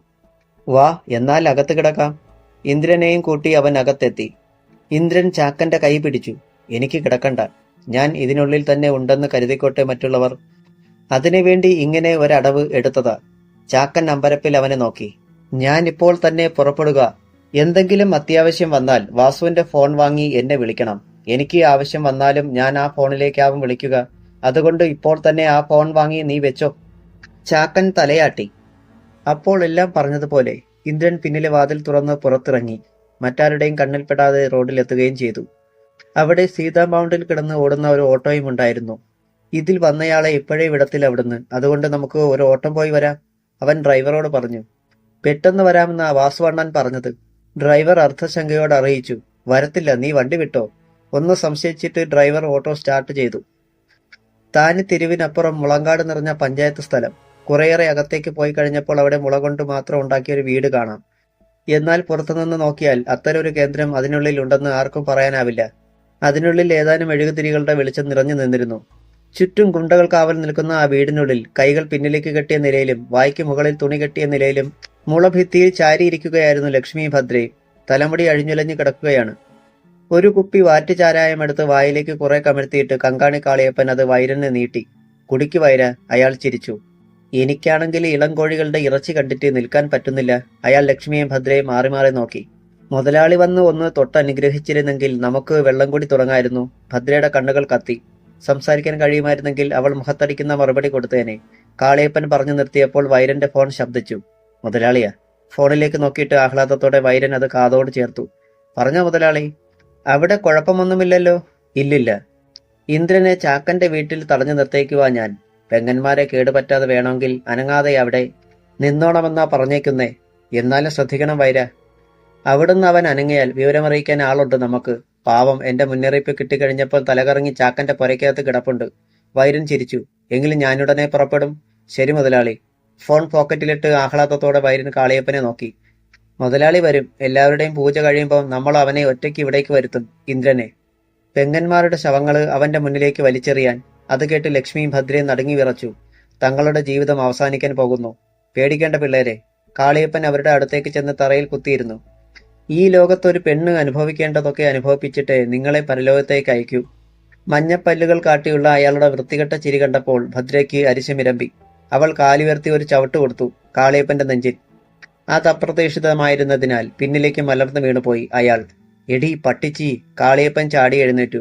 അവളുടെ കവിളടക്കം കൈവീശി അടിച്ചു. എന്നെ ചവിട്ടും നീ അല്ലേടി? വലിച്ചു കീറുന്നിന്റെ ഞാൻ. നോക്കിക്കോടി നീ. ലക്ഷ്മി കണ്ണുകൾ ഇറക്കി അടച്ചു കളഞ്ഞു. ഭദ്രയുടെ ചുണ്ടുപൊട്ടി ചോരയൊഴുകി. അത് കണ്ണീരുമായി കുഴഞ്ഞു. കാളിയപ്പൻ രോഷം തീരാഞ്ഞ് അവളുടെ മുടിയിൽ കുത്തിപ്പിടിച്ച് വലിച്ചുയർത്തി. മുതലാളിയുടെ നേർച്ചക്കോഴികളായി പോയി നീയൊക്കെ. അല്ലേൽ ഈ കാളിയപ്പൻ കാട്ടിത്തരാമായിരുന്നടി വിദ്യകള്. കാളിയപ്പ വിട്. വൈരൻ വന്ന് കൈവിടിവെച്ചു. മുതലാളി വരുന്നത് വരെയൊന്ന് ക്ഷമിക്ക്. അയാൾ പിടിവിട്ടപ്പോൾ മുളഭിത്തിയിൽ ചാരി ഭദ്ര തളർച്ചയോടെ താഴേക്കൂർന്നു. ആ നേരത്ത് മുളം ചില്ലകളെ വകഞ്ഞു മാറ്റി അവിടേക്ക് അടുക്കുകയായിരുന്നു ഇന്ദ്രൻ. തറയിലെ മുള്ളം ചില്ലകളും മുള്ളുകളുമാണ്. ഒന്ന് രണ്ട് വട്ടം അവനെ ചെരുപ്പ് തുളഞ്ഞ് മുള്ളു കാലിൽ കൊള്ളുകയും ചെയ്തു.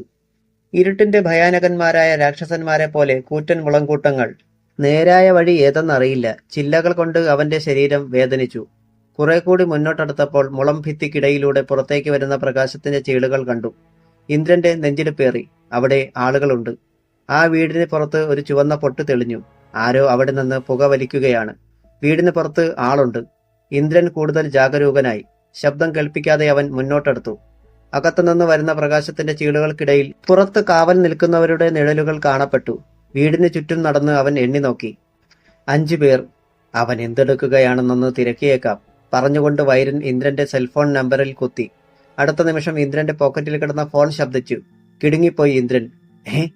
വീടിന് പുറത്തുനിന്ന ഗുണ്ടകളും ഞെട്ടിത്തിരിഞ്ഞു. ഇന്ദ്രന്റെ പോക്കറ്റിൽ വെളിച്ചം മിന്നുന്നത് കണ്ട് അവർ ശത്രുവിന്റെ സാന്നിധ്യം നടുക്കത്തോടെ തിരിച്ചറിഞ്ഞു. ആരാടാ അത്? ഗുണ്ടകൾ മിന്നുന്ന മൊബൈൽ വെളിച്ചത്തിന് നേർക്ക് കുതിച്ചു.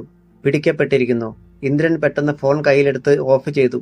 അപ്പോഴേക്കും ഗുണ്ടകൾ അവനെ വളഞ്ഞു. പെൻടോർച്ച് തെളിച്ച് അവന്റെ മുഖത്തേക്ക് നോക്കി. ഇന്ദ്രൻ. അവനെ കണ്ടതും അവരൊന്ന് ഞെട്ടി. എന്നാൽ ഞൊടിയിടയിൽ ആയുധങ്ങൾ നീട്ടി അവരവന്റെ ശരീരത്തിൽ അമർത്തി. അനങ്ങരുത്. അനങ്ങിയാൽ ഈ വാളുകളുണ്ടല്ലോ, അത് നിന്റെ നെഞ്ച് നെടുകയും കുറുകയും പിളർത്തും. നെഞ്ചിലും പുറത്തും വാരിയെല്ലുകൾക്കിടയിലും വാൾമുനകൾ കുത്തി നിൽക്കുന്നത് ഇന്ദ്രൻ അറിഞ്ഞു.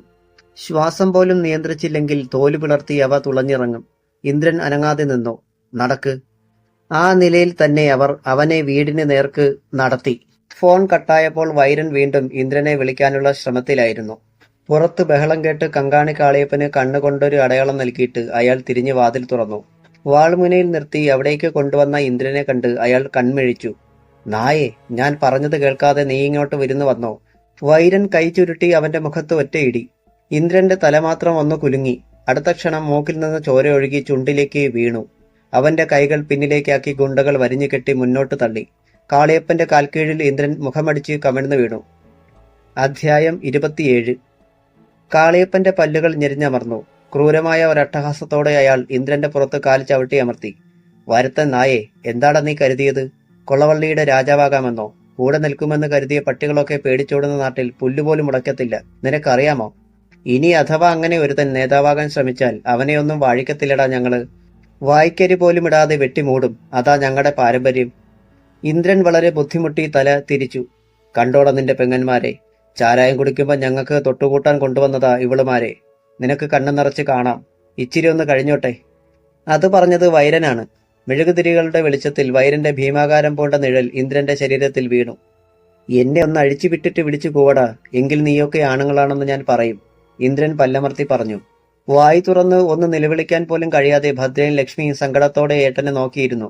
കങ്കാണി കാളിയപ്പൻ സെൽഫോണിൽ ആരെയോ വിളിച്ചു. പക്ഷേ പരിധിക്ക് പുറത്താണെന്ന് മറുപടി കിട്ടി. കോപത്തോടെ അയാൾ ഫോൺ പോക്കറ്റിലിട്ടു. പിന്നെ ഇന്ദ്രന്റെ പുറത്തുനിന്ന് കാൽ പിൻവലിച്ചു. ഇന്ദ്രൻ ചരിഞ്ഞു കിടന്നു. വൈരൻ ലക്ഷ്മിയുടെ ഭദ്രയുടെ അരികിൽ ചെന്നിരുന്നു. കൈനീട്ടി അവരുടെ കവിളിൽ പതുക്കെ തടവി. ഹോ ഹോ ഹോ, എന്തൊരു മാർദ്ദവം! കാളിയപ്പ, എനിക്ക് പിടിച്ചു നിൽക്കാൻ പറ്റുന്നില്ലടാ. ഭദ്രയും ലക്ഷ്മിയും മുഖം വെട്ടിച്ചു മാറ്റി.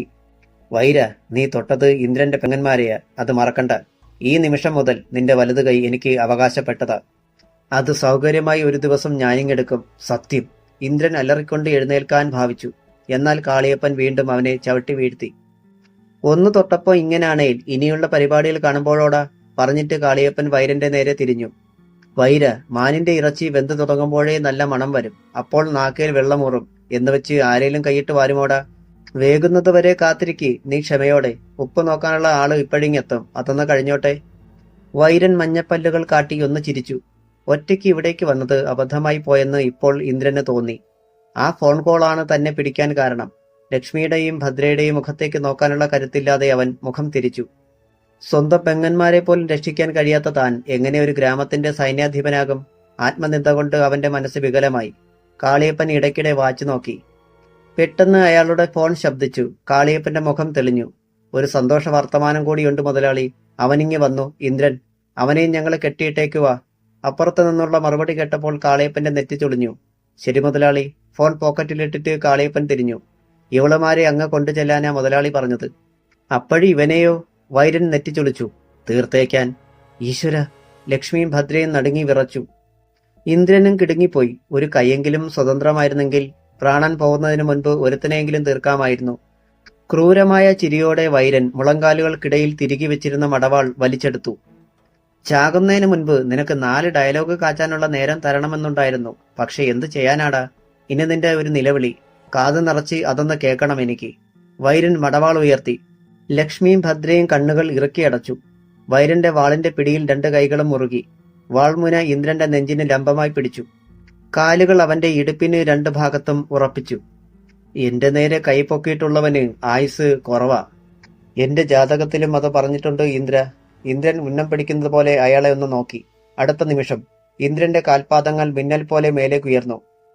മുളങ്കാട്ടിനുള്ളിൽ കടുവ പിടിച്ച ഇരയുടെ അവസാന ശബ്ദം പോലെ ഒരലർച്ച മുഴങ്ങി. വൈരന്റെ കയ്യിൽ നിന്ന് പിടിവിട്ടുപോയ വാൾ കുത്തനെ ഇന്ദ്രന്റെ നെഞ്ചിലേക്ക് വീണു. ഒരു നിമിഷാർത്ഥത്തിനുള്ളിൽ അവൻ ഉരുണ്ടുമാറി. വാൾ തറയിൽ വീണു. കാളിയപ്പൻ കിടുങ്ങിപ്പോയി.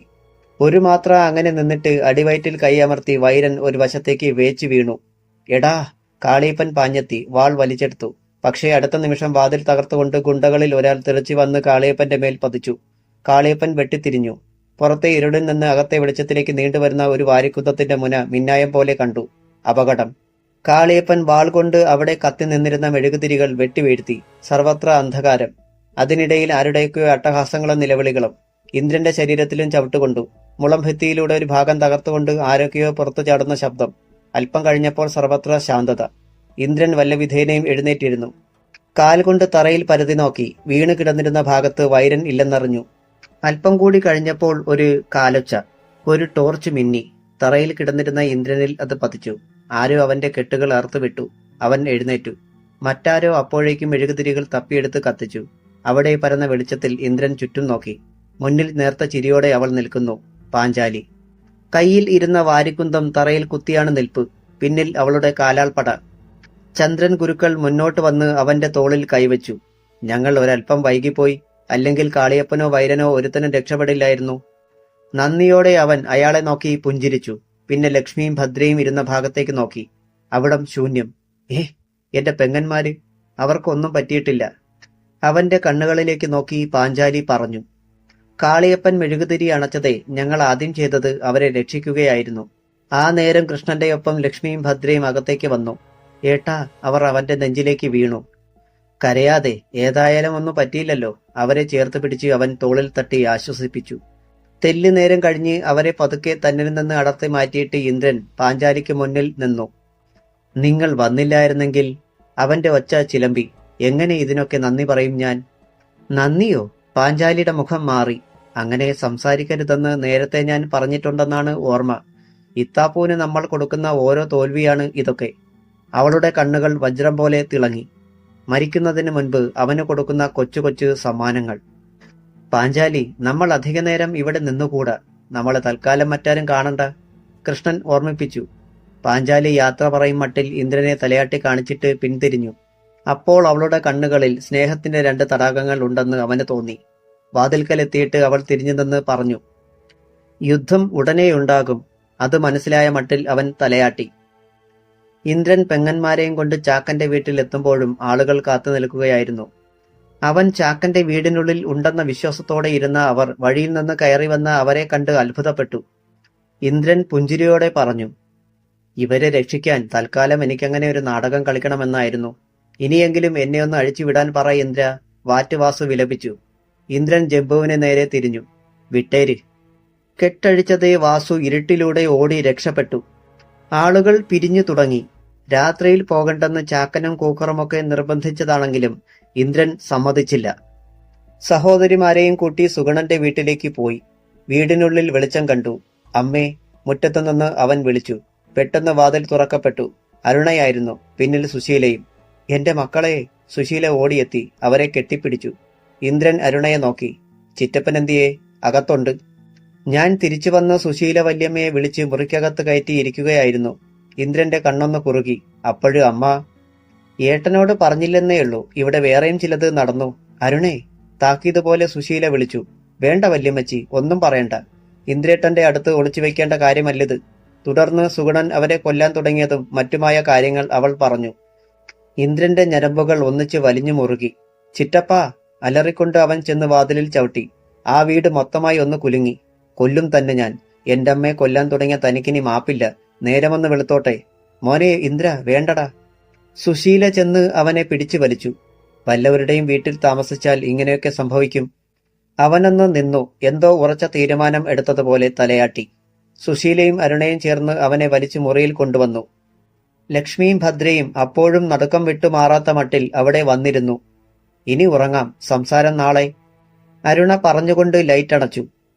എങ്കിലും ആരും ഉറങ്ങിയിട്ടില്ലെന്ന് ഇടയ്ക്കിടെ തിരിഞ്ഞും മറിഞ്ഞും കിടക്കുന്നതിന്റെയും ദീർഘനിശ്വാസങ്ങളുടെയും ഒച്ചയിൽ പരസ്പരം അറിയുന്നുണ്ടായിരുന്നു. നേരം പുലർന്നു. ഇന്ദ്രൻ ചാടി എഴുന്നേറ്റ് അടുത്ത മുറിയിലേക്ക് ഓടി. പക്ഷേ തുറന്നു കിടന്നിരുന്ന വാതിൽ വഴി അകത്തെത്തിയ അവന് സുഗണനെയോ കാർത്തിയാനെയോ രേഖയോ കാണാൻ കഴിഞ്ഞില്ല. മൂവരും എപ്പോഴേ കടന്നു കളഞ്ഞിരുന്നു. അന്ന് പിന്നീട് അവൻ ഒരു വാടക വീട് കണ്ടെത്താനുള്ള ശ്രമത്തിലായിരുന്നു. നല്ലവരായ ഗ്രാമവാസികളും അതിന് അവനെ സഹായിച്ചു. സീതാ മൗണ്ടിലുള്ള കുമാരന്റെ ഒഴിഞ്ഞു കിടന്നിരുന്ന വീട് കിട്ടി. നെല്ലിലാൽ കുമാരൻ, പഴയ കുടിയേറ്റ കർഷകൻ. അന്ന് തന്നെ അവർ അവിടേക്ക് താമസം മാറ്റി. അരുണയെയും ഒപ്പം കൂട്ടി. ഇനി മുതൽ നീ ഇത്താപ്പൂവിന്റെ തോട്ടത്തിൽ ജോലിക്ക് പോകുന്നില്ല, ഇന്ദ്രൻ അവളോട് പറഞ്ഞു. അരുണയ്ക്ക് അതിൽ പരം ഒരു സന്തോഷമില്ലായിരുന്നു താനും. പത്തനാപുരത്ത് ചില അപ്രതീക്ഷിത രംഗങ്ങൾ അരങ്ങേറി.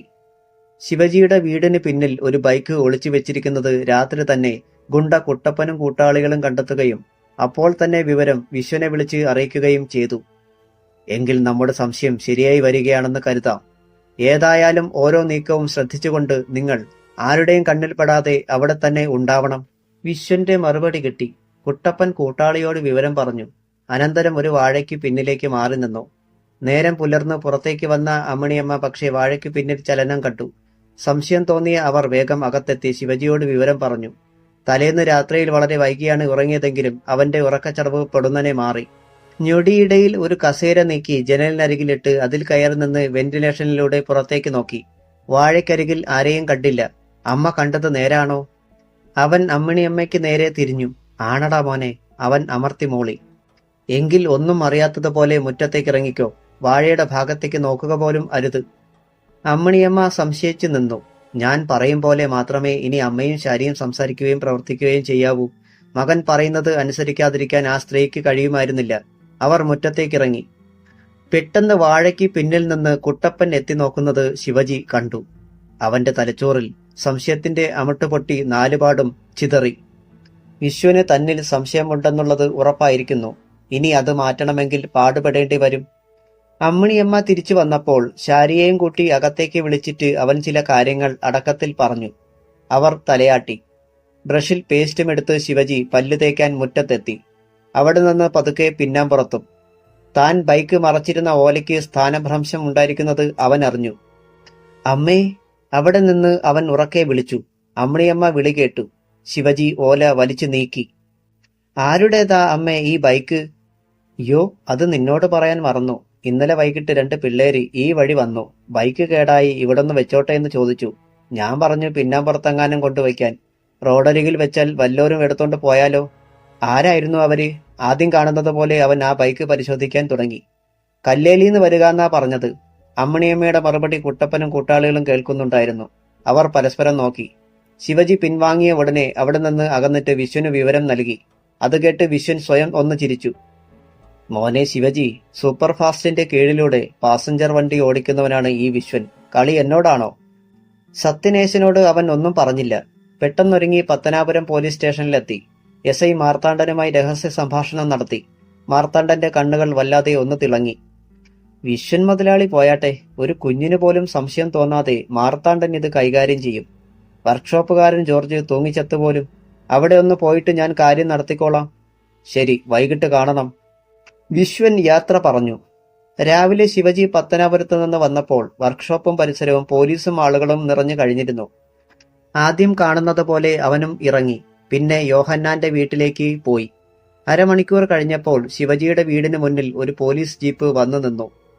മാർത്താണ്ഡനും പോലീസുകാരും ചാടിയിറങ്ങി. വാഹനത്തിന്റെ ശബ്ദം കേട്ട് വാതിൽക്കലേക്ക് വന്ന ശാരി മുന്നിൽ പോലീസിനെ കണ്ട് കിടുങ്ങി നിന്നു. മാർത്താണ്ഡൻ അവളെ അടിമുടി നോക്കിക്കൊണ്ട് മിഠായി നുണയും പോലെ ഒന്ന് ചിരിച്ചു. അമ്മേ! ശാരി പെട്ടെന്ന് തിരിയാൻ ഭാവിച്ചു. നിൽക്ക്. മാർത്താണ്ഡൻ അകത്തേക്ക് കയറി. അമ്മിണിയമ്മ ഓടി വന്നു. പോലീസിനെ കണ്ട് ആ സ്ത്രീ വിറച്ചുപോയി.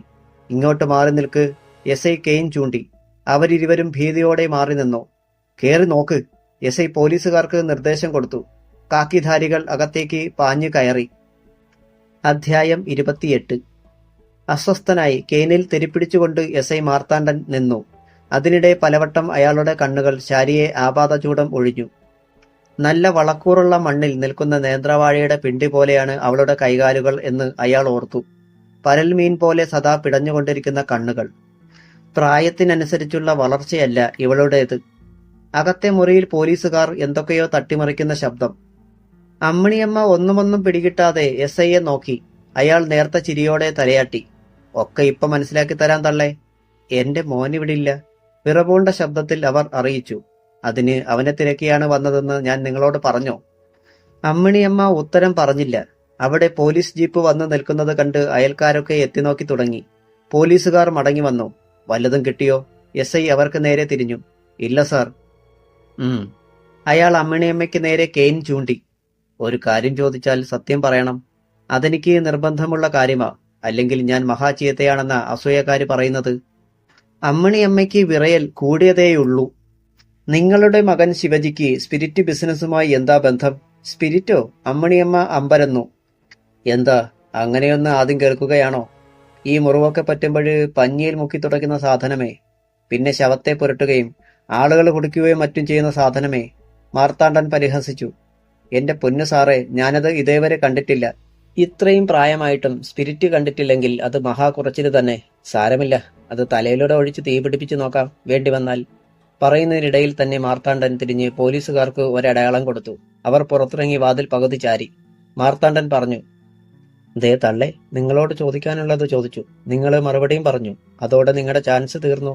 അതുകൊണ്ട് ഞാൻ പറയാതെ ഇനി നിങ്ങൾ ഒരക്ഷരം പറഞ്ഞാൽ അടിച്ച് പല്ല് പറിക്കും ഞാൻ, പറഞ്ഞേക്കാം. വെട്ടിത്തിരിഞ്ഞ് അയാൾ ശാരിക്ക് അഭിമുഖം വന്നു. പൊന്നുമോള് പറഞ്ഞാട്ടെ, ഏട്ടന് സ്പിരിറ്റ് ബിസിനസ് ഇല്ലേ? ഇല്ല സാർ. ഛി, കഴിവാത്ത മോളെ. ഞൊടിയിടയിൽ അയാളുടെ ഭാവം മാറി. ഇടത് കൈയുടെ തള്ളവിരലും ചൂണ്ടുവിരലും ചേർത്ത് അയാൾ അവളുടെ കവിളിൽ കുത്തിപ്പിടിച്ചിട്ട് കെയിൻ ഓങ്ങി. ഇതങ്ങോട്ട് കുത്തി ഒരു കയറ്റിയാലുണ്ടല്ലോ നീ. ചെറുപ്പത്തിൽ കുടിച്ചത് മുലപ്പാലായാലും പശുവിൻ പാലായാലും അത് പുറത്തു വരും. മനസ്സിലായോടി പന്ന? പുഴുത്ത തെറിയാണ് പിന്നെ അയാൾ വിളിച്ചത്. അമ്മിണിയമ്മ നിലവിളിക്കാൻ ഭാവിച്ചെങ്കിലും പെട്ടെന്ന് കൈയുയർത്തി വായ് മൂടി. ശാരി ഇപ്പോൾ കുഴഞ്ഞു വീഴുമെന്ന് എസ്ഐക്ക് തോന്നി. അയാൾ പിടിവിട്ടു. അതുവരെ ശ്വാസം വിലങ്ങി നിന്നിരുന്നത് പോലെ അവൾ ആഞ്ഞാഞ്ഞു വലിച്ചു. നോക്ക്, അവന് സ്പിരിറ്റ് ബിസിനസ് ഉണ്ടെന്ന് തെളിഞ്ഞാൽ ഈ സുന്ദരിക്കോതയെ ഞാൻ പൊക്കിക്കൊണ്ടങ്ങ് പോകും. അവൻ വരുമ്പം പറഞ്ഞേര്. ഇരുവരെയും അമർത്തിയൊന്ന് നോക്കിയിട്ട് എസ്ഐ വാതിൽക്കലെത്തി. പരിസരം പരിശോധിച്ചോ? ചോദ്യം പോലീസുകാരോടായിരുന്നു. പരിശോധിച്ചു. ഒന്നും കിട്ടിയില്ല സാർ. എസ്ഐ കണ്ണിറുക്കി. വല്ല വാഹനവും? ഒന്നുമില്ല സാർ. എങ്കിലും വിശ്വാസം വരാഞ്ഞ് അയാൾ വീടിന് പിന്നിൽ ചെന്ന് നോക്കി. അവിടെ ഒരു ബൈക്ക് ഇരിപ്പുണ്ടെന്നാണല്ലോ വിശ്വൻ പറഞ്ഞത്. എന്നാൽ അവിടം ശൂന്യമായിരുന്നു. തറയിൽ ടയറിന്റെ പാട് കണ്ടു. അവരെ ഇങ്ങോട്ട് വിളിച്ചേ. പോലീസുകാർ അമ്മിണിയമ്മയെ വിളിച്ചിറക്കി. ഒരു ബൈക്കിന്റെ പാട് കാണുന്നല്ലോ, അതെന്തിയേ? ഇന്നലെ 2 പിള്ളേര് കൊണ്ടുവച്ചതാ. ഇന്ന് രാവിലെ തിരിച്ചെടുത്തോണ്ട് പോയി. ആഹാ, എന്നെ ഇനിയും ഇങ്ങോട്ട് നടത്തരുത്. എസ്ഐയും പോലീസുകാരും മടങ്ങി. വിവരം വിശ്വൻ അറിഞ്ഞു. അവന്റെ മുഖം ചുവന്നു. യോഹന്നാന്റെ വീട്ടിൽ നിന്ന് ശിവജി മടങ്ങി. അല്പനേരം കഴിഞ്ഞപ്പോഴാണ് വിശ്വന്റെ ജീപ്പ് മുറ്റത്ത് വന്ന് ബ്രേക്കിട്ടത്. തലേന്ന് രാത്രി ചീട്ടുകളി നടന്നതിന്റെ അവശിഷ്ടങ്ങൾ തൂത്തുവാരുകയായിരുന്നു മേഴ്സി. ജീപ്പിൽ നിന്നിറങ്ങുന്ന വിശ്വനെയും മറ്റും ജനാലയിലൂടെ കണ്ടപ്പോൾ വശ്യമായ ഒരു ചിരിയോടെ പുറത്തേക്ക് വന്നു. എങ്ങനെയുണ്ട് മേഴ്സിയെ, ബിസിനസ് പൊടിപൊടിക്കുന്നുണ്ടോ? വിശ്വൻ ചിരിച്ചുകൊണ്ട് തിരക്കി. നിങ്ങളുടെയൊക്കെ അനുഗ്രഹം കൊണ്ട് അങ്ങനെ പോകുന്നു. അവർ കീഴ്ചുണ്ടിന്റെ ഒരു കോണിൽ കടിച്ചു. പക്ഷേ പുറത്തോട്ട് അങ്ങനെയൊന്നുമല്ല കേൾക്കുന്നത്. അവൻ അകത്തേക്ക് കയറി. അതൊക്കെ ആൾക്കാർ പറയുന്നതല്ലേ കൊച്ചുമുതലാളി. അതെന്തുമാകട്ടെ, ഒരു ഗ്ലാസ് തണുത്ത വെള്ളം തന്നേ. മേഴ്സി അകത്തേക്ക് പോയി. കുട്ടപ്പനും മറ്റൊരാളും പെട്ടെന്ന് വാതിൽക്കലെത്തി നിലയുറപ്പിച്ചു. ഫ്രിഡ്ജ് തുറന്ന് വെള്ളമെടുക്കുകയായിരുന്നു മേഴ്സി. തന്റെ തൊട്ടുപിന്നിൽ ഒരു ചലനം അറിഞ്ഞ് തിരിഞ്ഞു. വിശ്വൻ. എന്താ കൊച്ചുമുതലാളി ഇത്? പുറത്ത് ആൾക്കാരില്ലേ? അവൾ കൊഞ്ചി. നീ എന്താടി കരുതിയത്? മുതുകഴുതയുടെ അടുത്ത് ഞാൻ കാമം തീർക്കാൻ വന്നതാണെന്നോ? ചോദിക്കുന്നതിനിടയിൽ തന്നെ അവൻ ഇടം കൈ അവളുടെ വയറിന് മീതെ കൂടി കടത്തി തന്നിലേക്ക് ചേർത്ത് പിടിച്ചു. ഒപ്പം ഒരു കത്തി വലിച്ചെടുത്ത് അവളുടെ കഴുത്തിന് കുറുകെ അമർത്തി പിടിച്ചു. ഒറ്റ ചോദ്യം, ഒറ്റ മറുപടി. ഉത്തരം തെറ്റാണെങ്കിൽ നിന്റെ ഈ തല മുറിച്ചെടുത്ത് ഫ്രിഡ്ജിൽ വയ്ക്കും ഞാൻ. ഫ്രിഡ്ജിൽ നിന്ന് തണുത്ത വായു പുറത്തേക്കടിച്ചിട്ട് മേഴ്സി വിയർത്തു തുടങ്ങി. ചോദ്യം ഇതാണ്, ശിവജിക്ക് സ്പിരിറ്റിന്റെ ബിസിനസ് അല്ലേടി? മേഴ്സി മടിച്ചു. എടി ഇല്ലേന്ന്. കത്തി ഒന്നമർന്നു. ഒരു തുള്ളി ചോര താഴേക്കൊഴുകുന്നത് മേഴ്സി അറിഞ്ഞു. ഉണ്ട്, പറഞ്ഞുപോയി അവൾ. എവിടെ നിന്ന് എങ്ങനെ കൊണ്ടുവരുന്നു? വേഗം പറ. മേഴ്സി തനിക്കറിയാവുന്നതൊക്കെ പറഞ്ഞു കൊടുത്തു. കേൾക്കുന്തോറും വിശ്വന്റെ ഞരമ്പുകൾ വലിഞ്ഞു മുറുകി. തങ്ങളുടെ കൂടെ തന്നെ നിന്നുകൊണ്ട് പകപോക്കുന്ന ശത്രു മറ്റാരുമല്ലെന്ന് അവൻ തിരിച്ചറിഞ്ഞു. കൊച്ചുമുതലാളി, എന്നെ കൊല്ലല്ലേ. മേഴ്സി ഞരങ്ങി. കത്തി പിൻവലിച്ച് അവൻ അവളെ തനിക്ക് അഭിമുഖമായി നിർത്തി. ഞാൻ ഈ വന്ന് ചോദിച്ച കാര്യം നീ ശിവജിയോട് പറയുമോ? ഇല്ല. പറഞ്ഞാൽ പിന്നെ നീ ജീവനോടില്ല. കാൽമുട്ട് മടക്കി അവളുടെ അടിവയറ്റിൽ വിശ്വൻ ഒറ്റയിടി. നിലവിളിക്കാനായി തുറന്ന മേഴ്സിയുടെ വായി അതുപോലെ തന്നെയിരുന്നു. അവൻ പിടിവിട്ടപ്പോൾ ഫ്രിഡ്ജിൽ ഞരങ്ങി അവൾ താഴേക്കിരുന്നു. തറയിൽ നനവ് പടർന്നു. ക്രൂരമായ ഒരു ചിരിയോടെ വിശ്വൻ വെട്ടിത്തിരിഞ്ഞു. ഇനി വേട്ടയാണ്. അവസാന നിമിഷമേ ശിവജി വിവരമറിയൂ, അവൻ ഉറപ്പിച്ചു. വയനാട്ടിലെ സീതാ മൗണ്ടിൽ താമസം ആരംഭിച്ച ശേഷം ഇന്ദ്രൻ ആദ്യം തിരഞ്ഞുകൊണ്ടിരുന്നത് ചിറ്റപ്പൻ സുഗണനെയും മറ്റുമായിരുന്നു. പക്ഷേ തലേന്ന് രാത്രിയിലത്തെ ആ സംഭവത്തിന് ശേഷം അയാളെയോ കാർത്തിയാനിയെയോ രേഖയെയോ ആരും കണ്ടിട്ടില്ല. ഒരുപക്ഷെ കബനി കടന്ന് അവർ കർണാടകത്തിലേക്ക് കടന്നിരിക്കുമെന്ന് ഇന്ദ്രന് തോന്നി. എന്നാൽ അങ്ങനെ ഒരിടത്തേക്കും പോയിരുന്നില്ല അവർ. സന്ധ്യ കഴിഞ്ഞ നേരത്ത് മുള്ളംകൊല്ലി കൊട്ടാരത്തിലെത്തി അവർ. ഇത്താപ്പ് മുതലാളി സ്ഥലത്തുണ്ടായിരുന്നു. മുതലാളി ക്ഷമിക്കണം, പുറത്തു കണ്ടാൽ അവൻ എന്റെ കഥ കഴിക്കും. സുഗണൻ അയാളുടെ കാൽക്കൽ വീണു.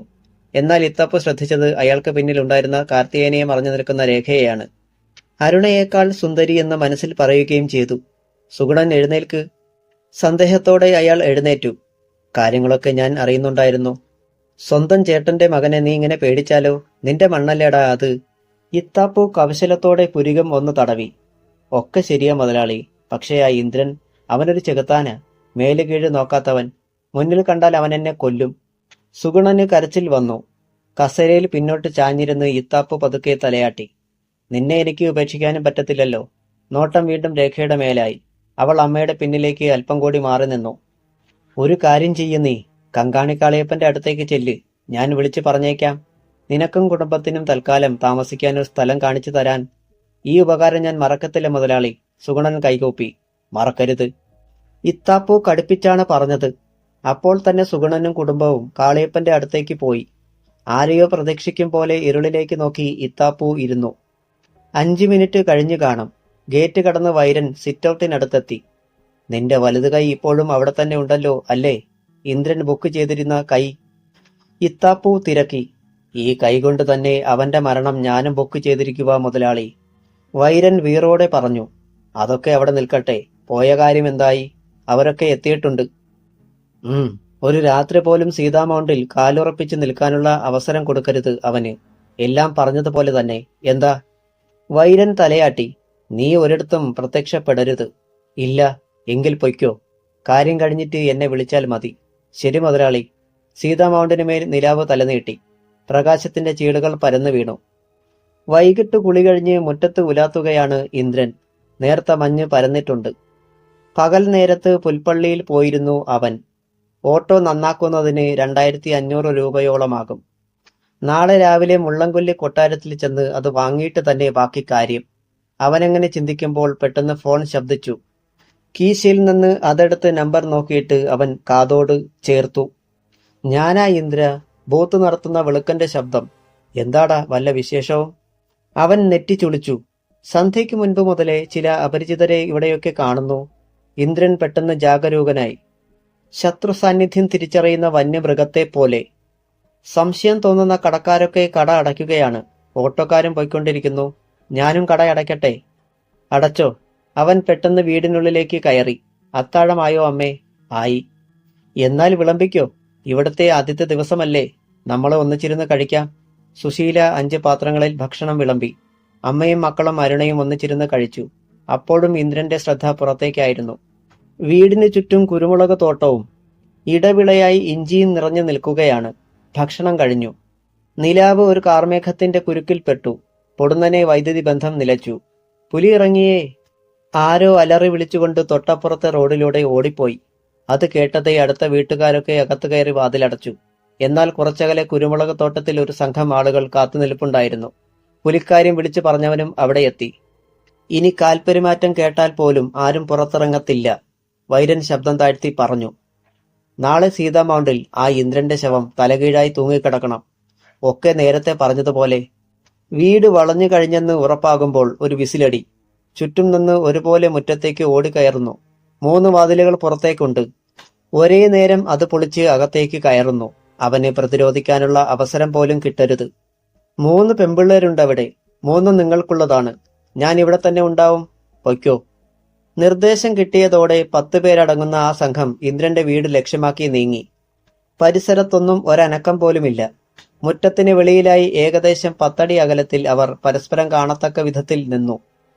എല്ലാ ഭാഗവും വളഞ്ഞു കഴിഞ്ഞു എന്നുറപ്പായതും നേതാവ് 2 വിരൽ വായിലേക്ക് കടത്തി വിസിലടിച്ചു. ഇന്ദ്രൻ ഉറങ്ങിയിരുന്നില്ല. അവൻ ചാടി എഴുന്നേറ്റു. ആ വീടിനെ ലക്ഷ്യമാക്കി മുന്നോട്ട് കുതിച്ചവർ പെട്ടെന്ന് ഭൂമി പിളർന്നതുപോലെ താഴേക്ക് പോയി. ഒപ്പം കൂട്ട നിലവിളി. എന്താണുണ്ടായതെന്ന് ആർക്കും അറിയില്ല. ശരീരം മുഴുവൻ ചൂണ്ട പോലെ മുള്ളുകൾ കയറിയിരിക്കുന്നു. കുഴിയിലാണ് തങ്ങൾ. ഇലക്ട്രിക് ലൈനുകളിൽ കുടുങ്ങിയ കടവാവലുകളെ പോലെ. ഒരിടത്തേക്കും അനങ്ങാൻ പറ്റുന്നില്ല. അടുത്ത നിമിഷം അവർക്ക് ചുറ്റും ഡസൻ കണക്കിന് ചൂട്ടുകറ്റകൾ തെളിഞ്ഞു. പകൽ പോലെ വെളിച്ചം. ധാരാളം ആളുകൾ കുഴിക്കരികിൽ അവരെ വളഞ്ഞു. യാതൊരു തിടുക്കവും കൂടാതെ ഇന്ദ്രൻ വാതിൽ തുറന്ന് പുറത്തെത്തി. കുഴിയിൽ കിടക്കുന്നവരെ കണ്ടു. കണ്ടോ ഇന്ദ്ര ഈ കിടക്കുന്നമാരെ? കത്തിച്ചേക്കട്ടെ? ചാക്കൻ വീറോടെ അലറി. വേണ്ട, പാവങ്ങള് അവിടെ തന്നെ കിടക്കട്ടെ, നേരം വിളക്കും വരെ. ഇന്ദ്രൻ ചിരിച്ചു. തലേന്ന് രാത്രിയിൽ ചാക്കന്റെ വീട്ടിൽ വെച്ച് രൂപം കൊണ്ട ജനകീയ സേന മുഴുവൻ ഉണ്ടായിരുന്നു അവിടെ. അവർ വിജയാരവം മുഴക്കി. എടാ പിള്ളേരെ! ചാക്കോ ചേട്ടൻ നെഞ്ചും വിരിച്ചു നിന്നു. നീയൊക്കെ എന്താടാ കരുതിയത്? ഞങ്ങളൊക്കെ വെറും ഉണ്ണാക്കന്മാരാണെന്നോ? നേരം ഒന്ന് വെളുത്തോട്ടടാ. ഈ മുള്ളംകൊല്ലി പഞ്ചായത്ത് ഇന്നേ വരെ കാണാത്ത കലാപരിപാടികൾ നടത്താൻ പോകുക ഞങ്ങള്. കയ്യിൽ ആയുധങ്ങൾ ഉണ്ടായിട്ടും ഗുണ്ടകൾക്ക് ഒന്നും ചെയ്യാൻ കഴിഞ്ഞില്ല. കൈ ഉയർത്താൻ പറ്റിയിട്ട് വേണ്ടേ? 100 കണക്കിന് മുള്ളുകളാണ് ശരീരത്ത് തുളഞ്ഞിറങ്ങിയിരിക്കുന്നത്. തങ്ങൾക്ക് പറ്റിയതെന്താണെന്ന് അവർ ശരിക്കും തിരിച്ചറിഞ്ഞു വരുന്നതേ ഉണ്ടായിരുന്നുള്ളൂ. ഏതാണ്ട് 4 അടി താഴ്ചയിൽ 1 മീറ്റർ വീതിയിൽ വീടിന് ചുറ്റും കുഴിയെടുത്തിരിക്കുകയായിരുന്നു. കുഴിക്കുള്ളിൽ തമിഴ്നാട്ടിലെ തരിശുഭൂമിയിൽ കാണുന്ന തരത്തിലുള്ള മുൾച്ചെടികൾ ധാരാളം വെട്ടിയടക്കിയിരുന്നു.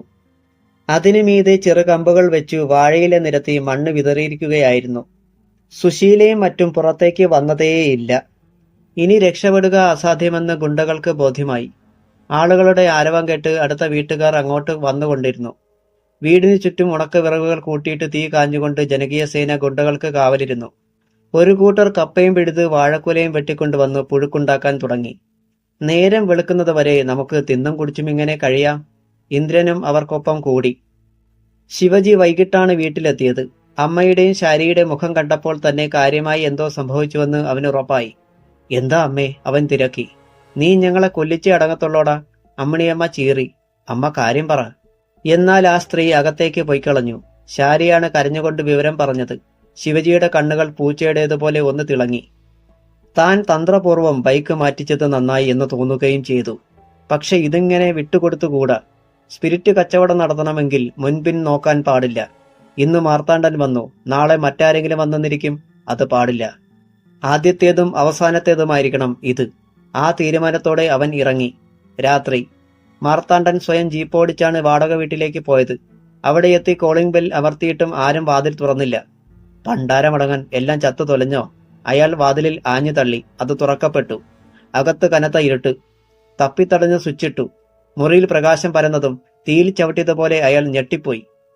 മുന്നിലെ കസേരകളിൽ ബന്ധനസ്ഥരായ ഭാര്യ ഉഷയും മക്കളും. വായിൽ തുണി തിരുകി വട്ടം കെട്ടിയിരിക്കുന്നു.